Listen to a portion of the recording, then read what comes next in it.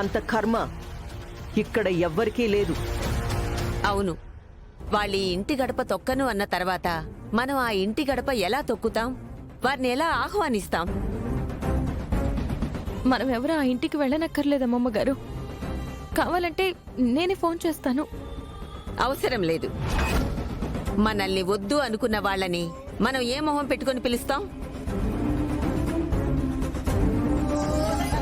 పుట్టింటి వాళ్ళు కదా, నల్ల పూసలు గుచ్చిపెట్టాలి. నిజమా? మరైతే ఆ రోజు పెళ్లిలో కాళ్లు కడిగి కన్యాదానం చేసింది ఎవరు? లీలాకృష్ణ అన్నయ్య కదా? అవును, నేనే కదా ఆ రోజు కాళ్ళు గడిగి కన్యాదానం చేసింది. అంత పెద్ద పనే చేయగలింది ఈరోజు నల్లపూసలు గొలుసట్లేమా? తండ్రి స్థానంలో నిలబడి మేమే నల్లపూసలు గొలుసెడతాం గాని వాళ్ళని పిలిచే ప్రసక్తే లేదు. కాని కాని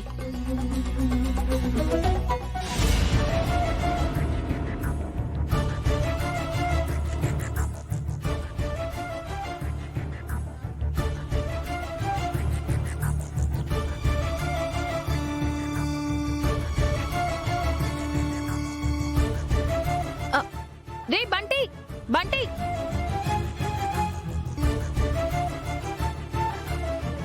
ఈరోజు నల్లపూసల ఫంక్షన్ ఉందిరా.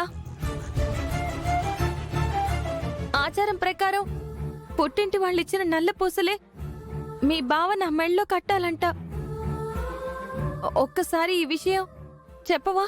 రే, నాకేం చెవుడు లేదులేరా, చెప్పింది మొత్తం విన్నాను. మొదలు లేదు మొగుడా అంటే పెసరపప్పు ఉండవే పెళ్ళామా అన్నాడంట. వెనకటికి నీలాంటిదే. ఇల్లెలా గడవాలరా అని మేం బాధపడుతుంటే ఆవిడ గారికి నల్ల పూసలు కావాల్సి వచ్చిందా? నల్ల పూసల గొలుసు. ఇదిగా అలాంటివేవి ఇవ్వలేమని చెప్పు. బంటి, మన ఇంటి పరిస్థితి నాకు మాత్రం తెలీదేంట్రా?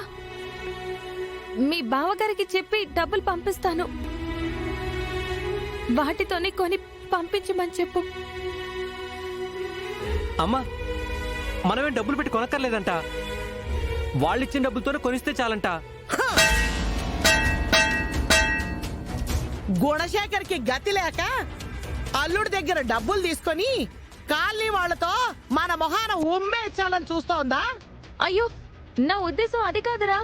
రే బంటి, నీ ఉద్దేశం ఏమైనా సరే, మీ అత్తింటి వాళ్ళు మా ఇంటికొచ్చి ఆహ్వానిస్తేనే మేం మీ ఇంటికి వస్తాం.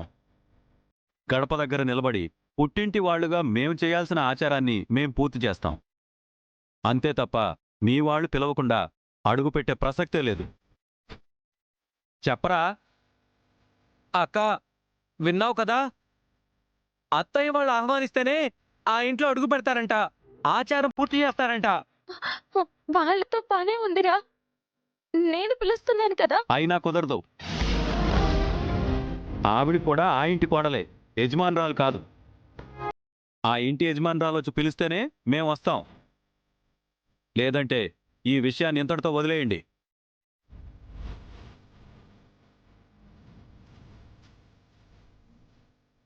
విన్నావు కదా? రే, వెళ్ళి వాళ్ళ అత్తగారితో చెప్పమను. మా పుట్టింటి వాళ్ళు రావాలి అంటే మీరు వాళ్ళని ఆహ్వానించాలి అని. అలా జరగకపోతే ఇక్కడెవ్వరూ తేరగా లేరు ఆ ఇంట్లో అడుగుపెట్టి తిట్టించుకోవడానికి. అమ్మా, ఇదిగా కానీ. అమ్మా కూర్చో. కూర్చోండమ్మా.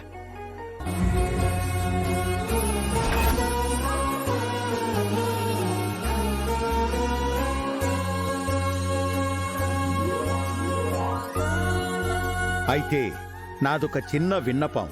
ఏంటది? జరగబోయే నల్లపూసల ఫంక్షన్కి సత్యవతి కుటుంబాన్ని కూడా పిలిస్తేనే నేనిక్కడ పూజలో కూర్చుంటాను.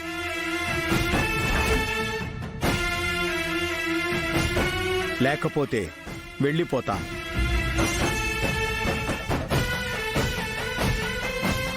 విన్నపం అని కండిషన్ పెడతారే? ఇలాగైతే నేను వెళ్ళిపోతాను.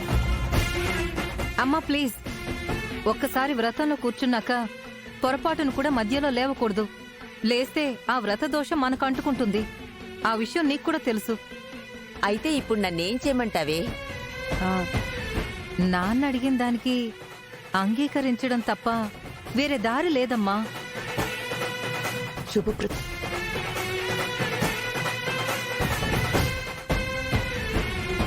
సరే, మీ ఇష్టం వచ్చినట్టు కానివ్వండి. అత్తయ్య,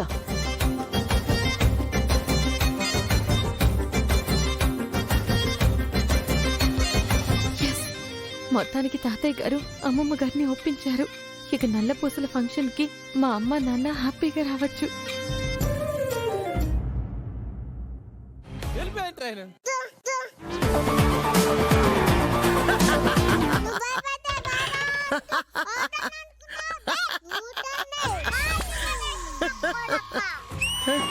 అమ్మా, ఏం కూర చేయమంటావే?